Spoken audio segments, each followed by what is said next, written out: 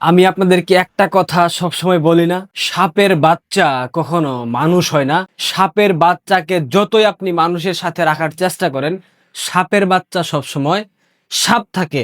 বাংলাদেশের একমাত্র সাপের বাচ্চা কে সেটা আপনারা নিশ্চয়ই জানেন, আমার ভিডিওতে অনেকেই দেখেছেন। এই সাপের বাচ্চা বাংলাদেশ আওয়ামী লীগের মতো দলকে নিষিদ্ধ করে দিয়েছে একটা কালো আইন প্রবর্তন করে।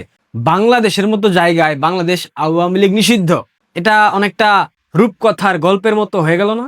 ডক্টর ইউনূসের অন্তর্বর্তীকালীন সরকারের জারি করা সন্ত্রাস বিরোধী সংশোধন অধ্যাদেশ বিএনপি এবং জামায়াত জাতীয় সংসদে অনুমোদন দিয়ে এখন আইনে পরিণত করেছে। এই আইনের সবচেয়ে গুরুত্বপূর্ণ যেটা দিক, এখন থেকে কোনো ব্যক্তির পাশাপাশি সংগঠনকে নিষিদ্ধ এবং শাস্তির আওতায় আনা যাবে, যেটা বাংলাদেশ আওয়ামী লীগের ক্ষেত্রে দল হিসেবে আওয়ামী লীগকে শাস্তির আওতায় আনবে এবং আওয়ামী লীগের যারা নেতাকর্মী আছে রাজপথে নামবে, দলের পক্ষে কথা বলবে, অনলাইনে কিংবা অফলাইনে দেশে থেকে তাদেরকে গ্রেফতার করার মতো বৈধতা আইনের মাধ্যমে দিয়ে দিল বর্তমান সরকার। আপাত দৃষ্টিতে এটি আওয়ামী লীগকে লক্ষ্য করে করা হলেও ইতিহাসের গতিপথ আমাদেরকে বারবার জানান দিচ্ছে এটি একটা ভয়ঙ্কর মরণ ফাঁদ, এবং এই মরণ ফাঁদ কিভাবে কার উপর চলে আসবে সময় সেটার সিদ্ধান্ত নেবে। 24 জুলাইয়ে হতাহতের সংখ্যা নিয়ে একটা বিশাল বিতর্ক আছে। যদিও বলা হয় 1500 মানুষের মৃত্যুর ঘটনা ঘটেছে, কিন্তু এর প্রকৃত সত্য আমরা আজও জানি না, কারণ আন্তর্জাতিকভাবে কোনো প্রকার তদন্ত হয়নি। জাতিসংঘের যেই তদন্ত দল ছিল ওইটা একটা মিথ্যাচার করা হয়েছিল ইউনূসের মাধ্যমে, সেটা আপনারা নিশ্চয়ই জেনে গেছেন। প্রকৃত সংখ্যা হয়তো 1500 হবে না, এর থেকে আরো কম, এবং এর মধ্যে আওয়ামী লীগের নেতাকর্মী এবং সমর্থকরা কিন্তু আছে। আওয়ামী লীগকে যদি এই ঘটনার দায়ে নিষিদ্ধের কথা বলা হয়, তবে 30 লক্ষ মানুষের রক্তে রঞ্জিত জামায়াত ইসলামী কেন নিষিদ্ধ হবে না? তারা তো 71-এর প্রমাণিত গণহত্যাকারী হিসেবে এখনো বহাল তবিয়তে বাংলাদেশের রাজনীতি করতেছে। যারা আজ এই আইন পাশ করেছেন তাদের নিজেদের ইতিহাস কিন্তু এতটাও ভালো না। তাদের নিজেদের ইতিহাসও রক্তে রঞ্জিত, রক্তে ভেজা, তাদের ঝুলিতেও অসংখ্য হত্যাকাণ্ডের বিষয় আছে, চাইলেও অস্বীকার করতে পারবে না। জিয়াউর রহমানের শাসনামল 1975 থেকে 1981, ব্যর্থ সেনা অভ্যুত্থানের পর হাজার হাজার সেনা সদস্যকে বিনা বিচারে ফাঁসি দেওয়া এবং ইনডেমনিটি অধ্যাদেশের মাধ্যমে বঙ্গবন্ধুর খুনিদের রক্ষা করা এবং জাসদ সহ বামপন্থী দলগুলোর উপর অবর্ণনীয় নির্যাতনের কারণে জিয়ার আমল পুরোপুরি প্রশ্নবিদ্ধ। এগুলা তো ইতিহাস বলতেছে, আমরা বলি না। পাশাপাশি খালেদা জিয়ার শাসনামল 1991 থেকে 96 এবং 2001 থেকে 2006, অপারেশন ক্লিন হার্টে বিচার বহির্ভূত হত্যা এবং দায়মুক্তি আইন, 21 আগস্ট গ্রেনেড হামলার মাধ্যমে বিরোধী দলীয় নেত্রী শেখ হাসিনাকে হত্যার চেষ্টা, আহসানুল্লাহ মাস্টার হত্যাকাণ্ড, SM কিবরিয়া হত্যাকাণ্ড এবং দেশজুড়ে JMB জামায়াতুল মুজাহিদিন বাংলাদেশ, শায়েখ আব্দুর রহমান বাংলা ভাই, তাদের যে সিরিজ বোমা হামলার পৃষ্ঠপোষকতা, সবকিছু কিন্তু হাওয়া ভবন থেকে নিয়ন্ত্রণ করা হয়েছে। এই তারেক রহমান সবকিছু নিয়ন্ত্রণ করেছিল। 2001 পরবর্তী সময়ে সংখ্যালঘু নির্যাতনের যে ইতিহাস আমরা দেখেছি, তাতে করে বিএনপি নিজেদেরকে যদি সাধু বলার চেষ্টা করে, তা তো বাংলাদেশের মানুষ বলবে না। সিরাজগঞ্জের 12 বছরের কিশোরী পূর্ণিমা রানীর শীল, এই হিন্দু সম্প্রদায়ের শিশুকে গণধর্ষণ করেছিল বিএনপির নেতাকর্মীরা। পাশাপাশি 2001 থেকে 2006 বাংলাদেশ আওয়ামী লীগের সারা দেশে প্রায় 22,000 নেতাকর্মীকে হত্যা করেছে এই বিএনপি। এই খুনের রেকর্ড কিন্তু বিএনপির ঝুলিতেই আছে। বিএনপি কি সব ভুলে গেছে? আচ্ছা, এত কিছু করে আওয়ামী লীগকে কি সত্যি সত্যি মুছে ফেলা সম্ভব? পারবে বিএনপি মুছে ফেলতে? বিএনপি না, যে কোনো শক্তি আওয়ামী লীগকে মুছে ফেলতে পারবে? আওয়ামী লীগ কোনো সাধারণ নাম না, এটা বাংলাদেশের অস্তিত্বের সমার্থক। যে দলটির হাত ধরে এই জনপদের নাম বাংলাদেশ হয়েছে, যাদের মাধ্যমে জাতীয় সঙ্গীতের সুর, মানচিত্রের অঙ্কন, সমুদ্র সীমা জয় এবং 72 থেকে 71-এর প্রতিটি মুক্তির সনদ রচিত হয়েছে, তাদেরকে একটা কাগজের মাধ্যমে আইন প্রণয়ন করে চিরতরে নিষিদ্ধ করে দেবেন? তা তো হবে না। এই কাগজের মাধ্যমে আইন দিয়ে বাংলাদেশের মানুষের হৃদয় থেকে নিষিদ্ধ করতে পারবেন জনাব তারেক রহমান? পারবেন না। তারেক রহমান কি পারবে 52-এর ভাষা আন্দোলন কিংবা 7 মার্চের বর্জ্যকণ্ঠ থেকে বঙ্গবন্ধুকে মুছে ফেলতে, আওয়ামী লীগকে মুছে ফেলতে, আওয়ামী লীগের ইতিহাসকে মুছে ফেলতে?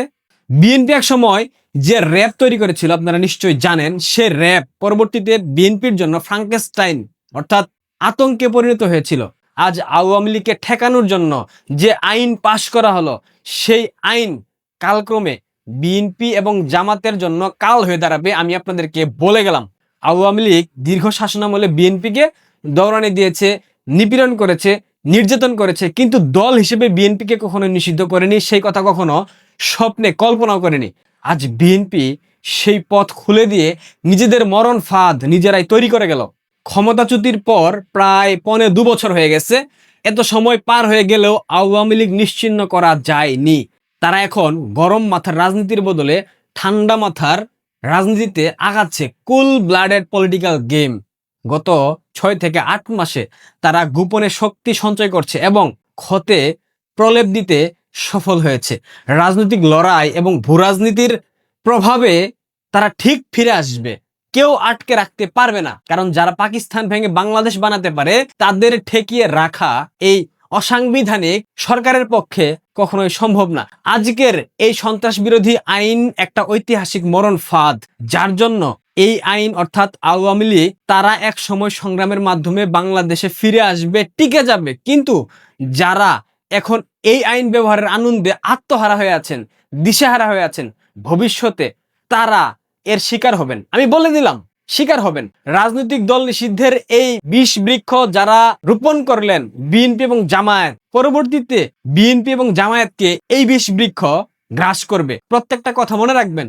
খনার বচনের সেই অমর বাণীটা এখন আমাকে বলতে হচ্ছে, এই বাণীটা খুব শীঘ্রই সত্যি হবে। এক পুরুষে রূপে তাল, পর পুরুষে করে পাল।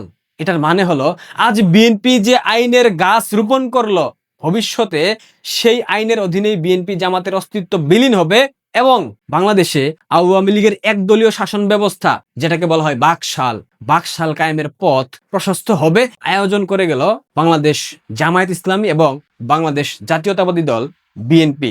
বাংলাদেশ আওয়ামী লীগের যেই সকল নেতাকর্মী সমর্থক আপনারা ভেবেছিলেন তারেক রহমান ক্ষমতায় আসলে আপনাদের স্বাভাবিক রাজনৈতিক প্রক্রিয়ায় ফেরার পথ প্রশস্ত হবে, তারা বুঝেন নাই সাপের বাচ্চা কখনো মানুষের বাচ্চা হয় না।